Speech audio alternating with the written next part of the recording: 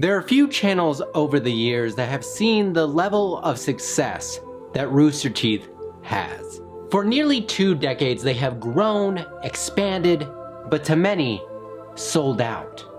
In the recent past, fans have felt betrayed, disheartened, and frankly, just downright bored with the content coming from this Let's Play family. But one channel had the power to weather the storm righting this RT ship. A channel by the name of Funhaus. There are no Disney princesses that are not fat. They're all fat. Pocahontas. Good night, Peake. If you're listening to Funhaus right now, don't follow any of their advice. Nope. Don't take anything we say literally. No. With comedy, gaming, playing the best of the worst, and everything in between. If you like 90s references and Marvel movies, this was your destination. But their journey has not always been smooth sailing. A company by the name of Warner Media purchased Rooster Teeth back in 2014, and with them came Funhaus. On the outside, just a bunch of friends hanging out, making some edgy content for the fans. But behind the scenes, a big boss, corporate media, breathing down their necks. And nobody likes that. So who's really calling the shots at Funhaus? Just a few weeks ago, Rooster Teeth even began deleting old videos that they say don't align with their current company direction. Since Funhaus is also a part of Warner Media by proxy, how much longer before we start to see even more changes to their most popular shows? Well, to figure this out, we need to start with Funhaus's founding fathers.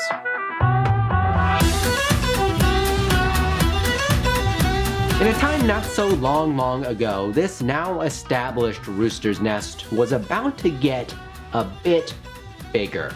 Though before Funhaus, it was while working under another media umbrella at Inside Gaming, which happened to be owned by Machinima, that 3 friends, Adam Kovic, then known as Dead Pixel, James Willems, hope I said that right, and Bruce Greene began dreaming of something more.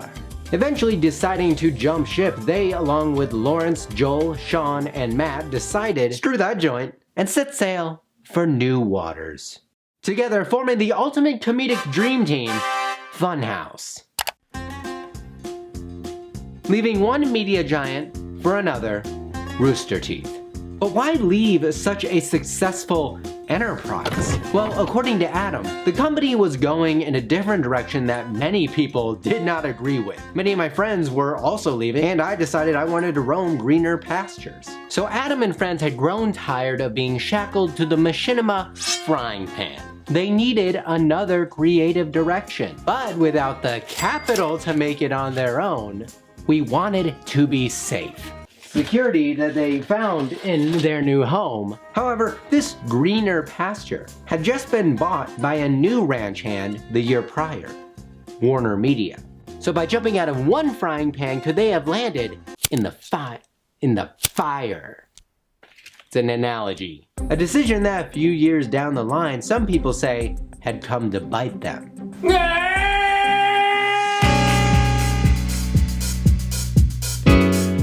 Now, Rooster Teeth has had to do quite a lot to sustain itself over the years. Finding itself halfway through the 2nd decade of our new century, it can be difficult to keep up and not simply fall behind.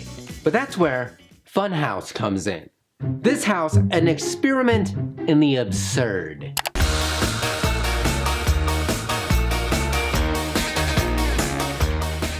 And while Rooster Teeth had done well integrating channels into its lineup in the past, let's take a moment to fast forward to 2017, where another absurd cast of characters from Sugar Pine 7 would have a little rougher time falling in line.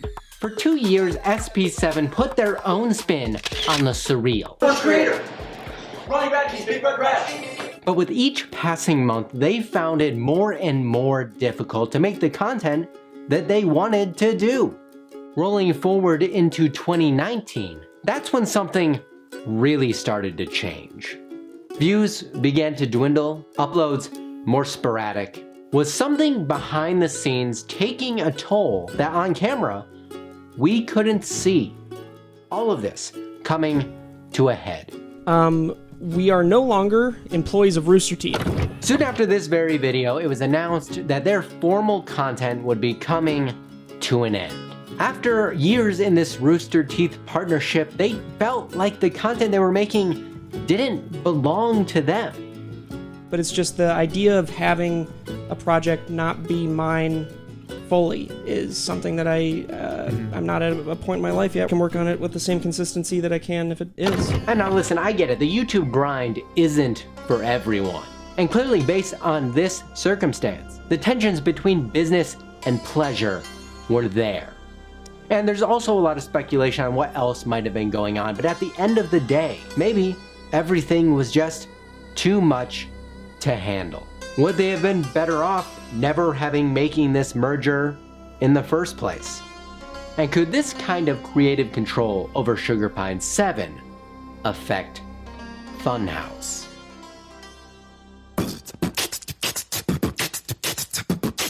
As Funhaus grew, they would also collaborate with channels within the Let's Play family, such as fellow edgelords Cow Chop. And see, to many, watching Funhaus's videos felt like it was just you and the boys slapping back a cold one and reminiscing over life's great memories. Santa Pants on me now! And that's because for the most part, a lot of their videos involved you. The self-proclaimed cornerstone of Rooster Teeth was just that, the audience. Or maybe it used to be.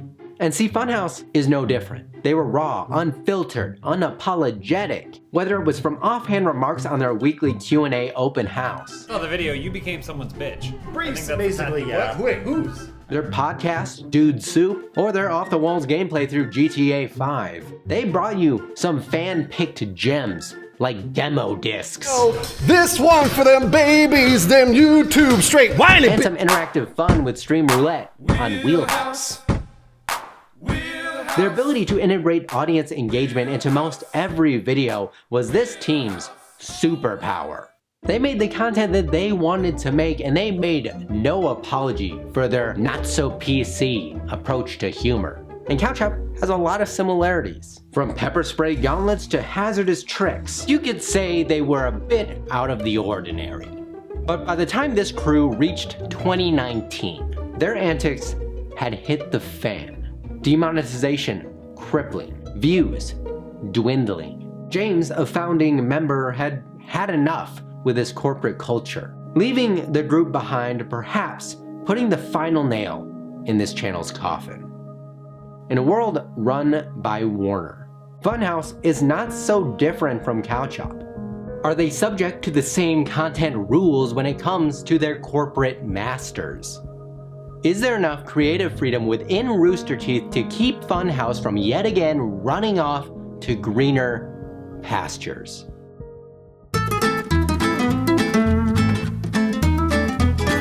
Now, within a few years, Funhaus, which by now had reached 1 million loyal subscribers, had for the most part really been enjoying this Rooster Teeth partnership.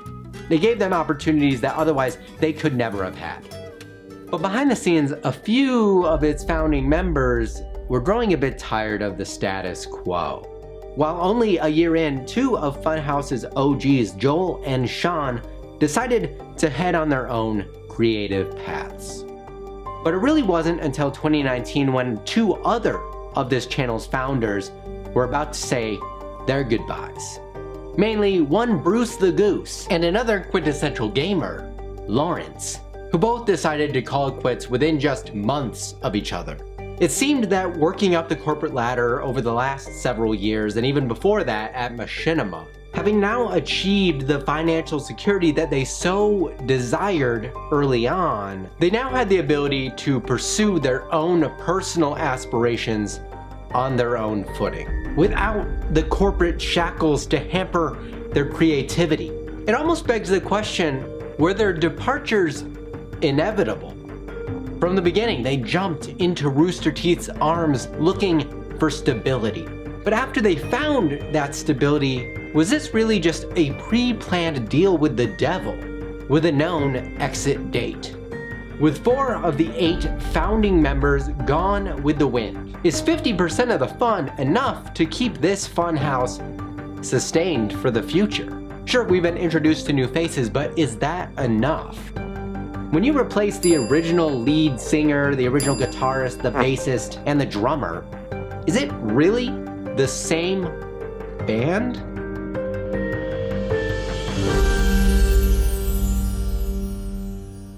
So where do we go from here? 5 years, 1.6 million subscribers later, 4 members gone. In recent years, the audience that Rooster Teeth has cultivated has become divided over the company's direction. An atmosphere that had taken down other channels like Cow Chop and Sugar Pine, a climate leading other people to step away on their own. And now Rooster Teeth with new mandates to censor their less than squeaky clean past. What could come next? It's clear, at least to Rooster Teeth, that the way they used to make content isn't gonna fly anymore. And Funhaus will have to make some of its own decisions in order to survive under this corporate umbrella. See, large corporations are naturally conservative. There's always this tug of war back and forth with creatives. But here's another thing. Corporations always win. So do you think that Funhaus will be able to go on into the future successfully like it has in the past? Or is this channel just another ticking time bomb? Let me know in the comments. Remember, I'm Ryan, and I'll see you in the next video.